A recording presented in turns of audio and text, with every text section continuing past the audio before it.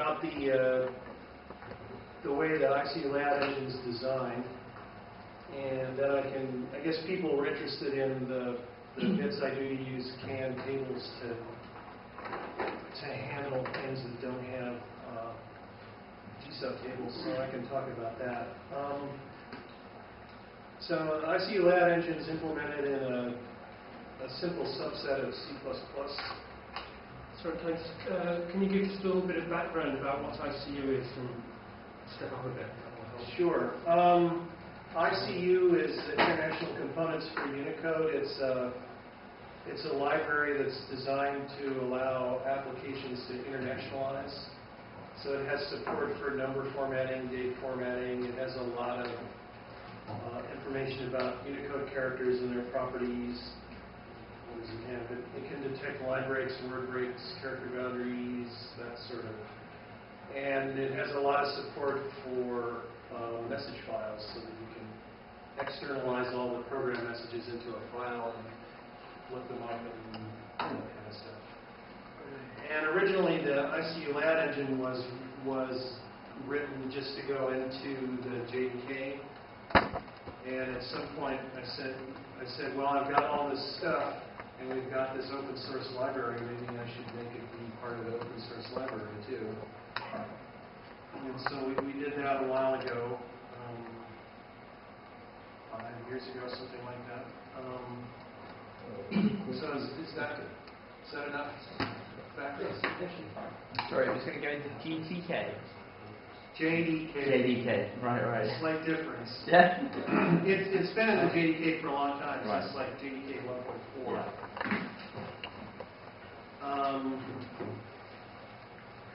So it's written in a subset of C++. Basically, the ICU runs on a lot of different platforms, and in the early days, a lot of C++ compilers weren't very good, so we don't use exceptions, and we didn't use the template library or any of that kind of stuff because it just didn't work right on a lot of compilers. Probably, if we were making those decisions today, we might make it differently, but maybe not. Plus, I kind of like to keep it simple. So let's see. The general philosophy of the lab engine is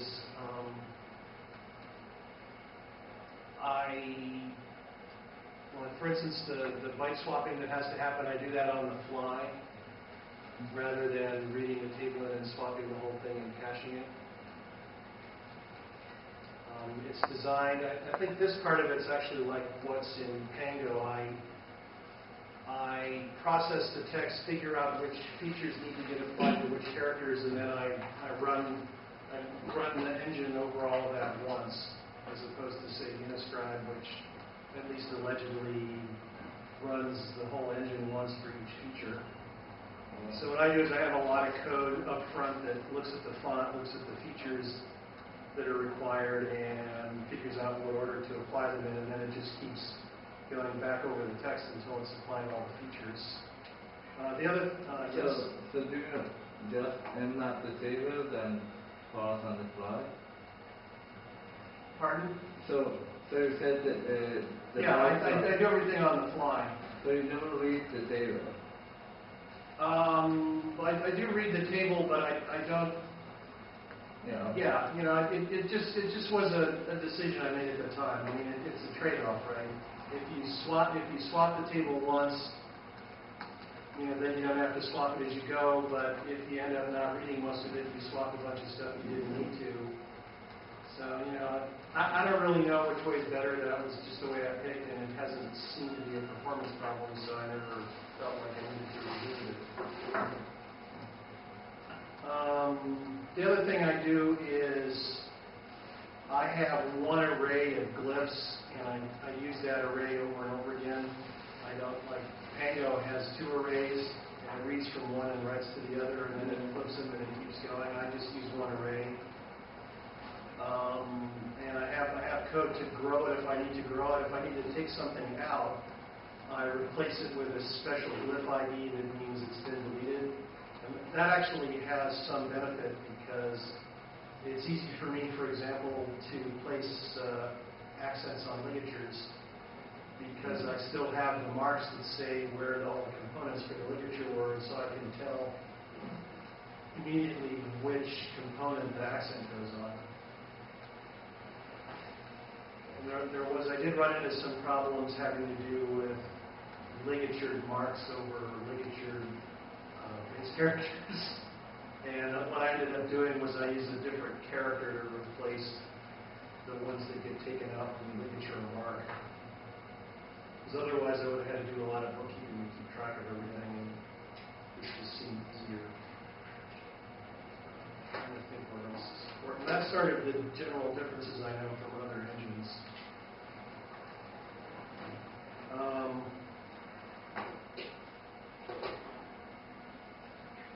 So that's about it in terms of the overall design. What I do for, mostly I did it for Arabic, although I use it now for a few other things. If I have an Arabic font that has the Unicode presentation forms in it but doesn't have a G-sub table, what I do is I have a canned G-sub table for Arabic that's based on the Unicode code points instead of glyph IDs. And so basically what I do is the character to glyph mapping is a one-to-one mapping, and then I run it through the G-sub table, and then at the end I have an extra pass that has to go then take the character IDs and turn them into real glyph IDs.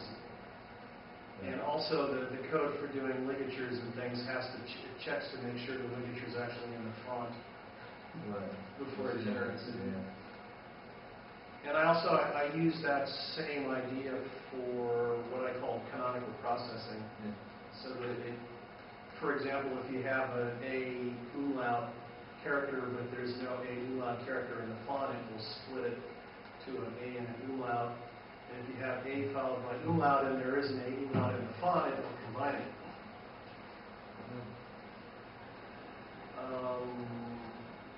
So that's a separate canned G-sub table? Same idea? Yeah. What I do is I have a little Java tool that is linked to the Java version of ICU. It has access to all the Unicode properties, and so it uses all the Unicode properties. This has a decomposition. Basically is how it tells if the thing's a ligature. You normalize your input to You use a Unicode normalization algorithm and then go back out. So. Not quite that smart. That's one of the things I need to do is go back and figure out. Right now, it just runs that table, and if it gets hits, the stuff happens, and if it doesn't, it doesn't. But it would be nice to maybe pre-process the text and go, oh well, there's no point in running the table because nothing interesting is going to happen, or figuring out something interesting is only going to happen on this part of it.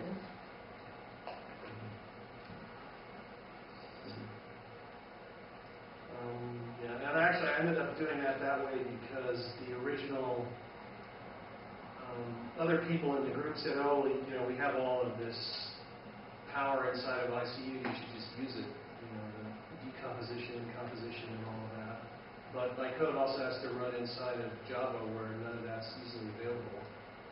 It's an up-level call in Java to get the decomposition, which is pretty expensive. So.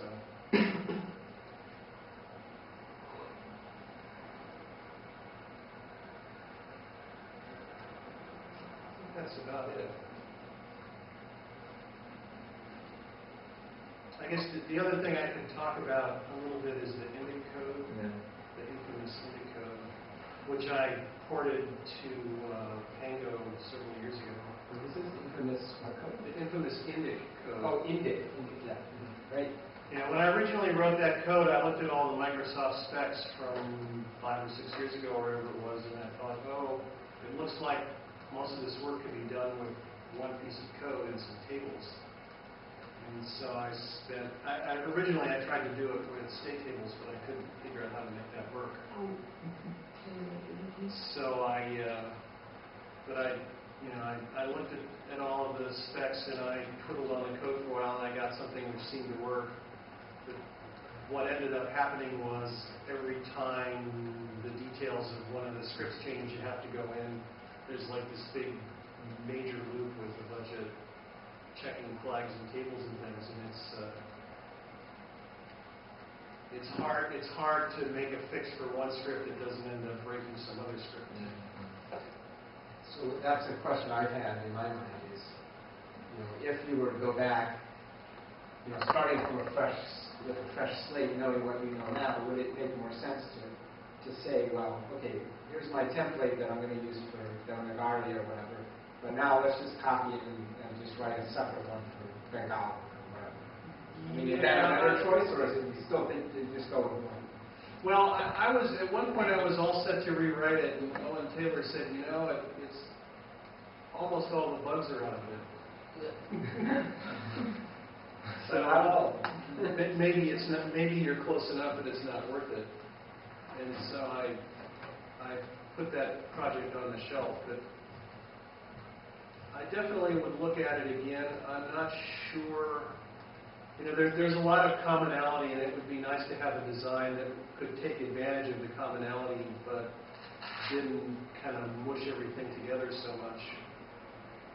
So I might do it maybe as a base class with subclasses or something might be a better design. I mean, the rest of ICU is that way anyhow, so. The other thing I could say about ICU is I have code to handle non-open type TIE fonts, because the old TIE design was just with presentation forms, basically. And I did some analysis. I found like 3 different sets of presentation forms, and the code handles all of them. And also I have some prototype AAT code in there that was actually the first bit of code I wrote for the whole thing, because the original project I worked on was make Hindi work in Java. And everybody said, oh, you should just, make it work. And I said, well, I'm the guy that did the QuickDraw GX line layout. The specs are online. I can just re-implement all of that. And so that was my first implementation was enough of AAT to do Hindi. And then at some point we said, well, we should really do OpenType because that's what Windows does, and so everyone's going to want it. So that code's still in there, but it basically hasn't been touched in years except to keep it compiled. At one point, Dave Opstad, who was my colleague and also worked on QuickDraw GX, said he might flesh it out, but as far as I know. I mean, I don't know what they've been up to in Apple because they don't tell me anymore. As far as I know, no one's ever bothered to flesh the rest of that out. And I haven't done it basically because none of the users are coming after me going, we need that AAT support.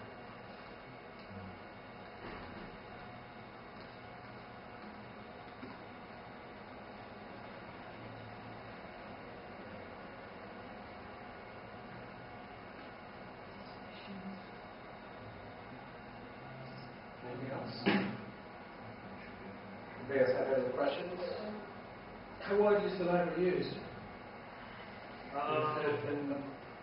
It's OpenOffice uses it. I'm not exactly sure of all the users. I know some people at Symbian use it, which scares me a little bit to think that my code is in people's cell phones.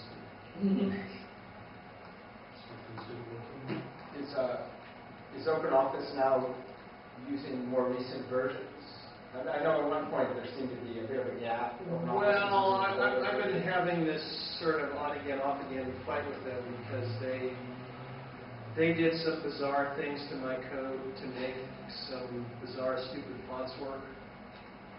Like they found some Chinese font where the OpenType tables aren't on 4-byte aligned in the font. And so to make that font work, they rewrote the whole layout engine so that it streams the font in a byte at a time. And I just can't believe that's the right thing to do because that slows down everything to fix one stupid font, which doesn't even, the font is in violation of the spec in a very major way. So.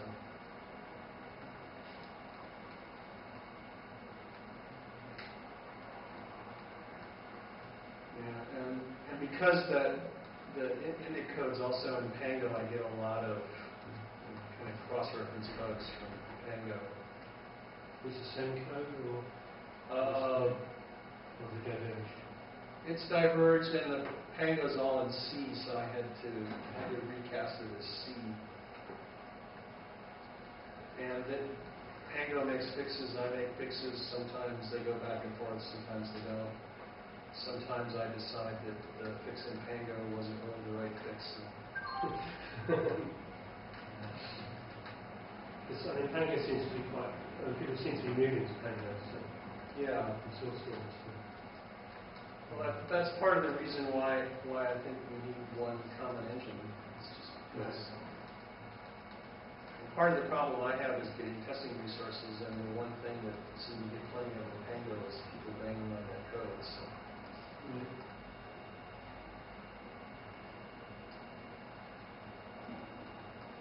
That could be a whole other interesting discussion on testing. Well, yeah, we should, actually, a couple of weeks ago when I was in Mountain View, I was talking with Lars Moll. He, of course, kind of brought me up to date on what's going on in Carbon. And I guess Qt has a automated testing framework for testing their layout modules. Does that sound right, Sandra? And we do have automated tests for some aspects of our scripts. So yes, there are tests, and as we fix bugs, we add tests to them, but it's not a very extensive test suite. yeah. It doesn't cover it, but it is, the tests do work.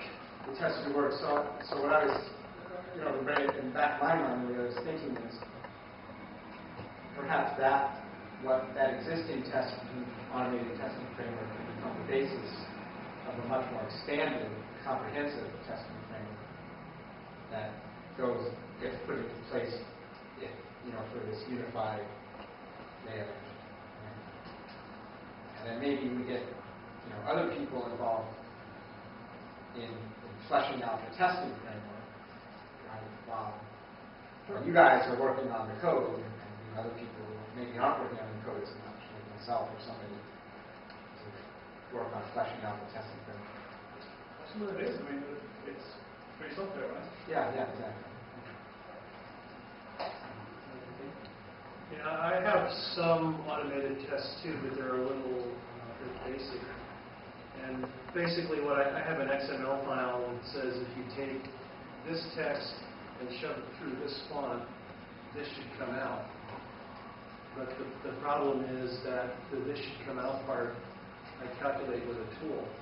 It calls the add engine to calculate it. And so what I have to do basically is do a little visual testing to convince myself that the LAD engine is doing the right thing in those cases, and then it's mostly just a way to make sure that that I haven't broken something when I make some other fix. That's exactly the same that we have. That's the way we generate our tests. We confirm that the output looks correct, and then for an input string, the data set for the part of the test is input string, and then the output is all enclosed. And that is basically the data set for the test. The way you add new plugins, we have the tool that you normally type in the text, we verify that it looks correct, and then use it. You'll get the good values. You're a little bit ahead of me there. What I have is a tool that just reads a modified version of the XML file without the results in it, and it just writes a new XML file that includes the results. So I have to do separate fiddling around to convince myself that it's likely to put the right results in there. And the other thing I had to do was I changed my test tool records. It's font dependent, of course. So I record the version string from the font, and it checks the version, and it just prints out a warning that says this isn't the same version that was used to generate the test data. So don't be surprised if you get errors. So that's an area where I see where it would be not a fairly reasonable amount of investment in some time and effort. Not a huge investment in time and effort might have a pretty good payoff, right? Because for example, which fonts are being used for which scripts. That's probably something that we could kind of standardize on that. That's actually another problem with this test is some of the fonts I use to get some of the things I want to test are proprietary. Well, and that's, the README for that test just, for some reason, doesn't say anything about the proprietary fonts and where you don't get them because I can't. yeah, so that, I've been thinking these are just, I'm just thinking as we go along here, but I remember thinking back in my mind, maybe with this kind of test suite, you have, one test that you use in open source, that's sort of your preference, because but there might be some scripts, for whatever reason, that's not available, and maybe for comparative purposes, because you're going to also, your code's also going to run on Windows and things like that, that you're going to also want to test whatever a standard Devanagari's font is for Windows and things like that. So maybe you actually do both and think about what would you use. What's your standard for the free desktop? What's your standard for Windows, and maybe even a third one? What's your standard for OS X? And run the same test with all three of those fonts. OS X fonts aren't open type so far as I know. At least not at this No, they're AAT, but I'm just thinking ahead because Lars told me he wants to see AAT in HarpBus. Because of that, this OS X, because a lot of the agency wants to understand that the OS X installation doesn't have open type, it's only AAT. Yeah.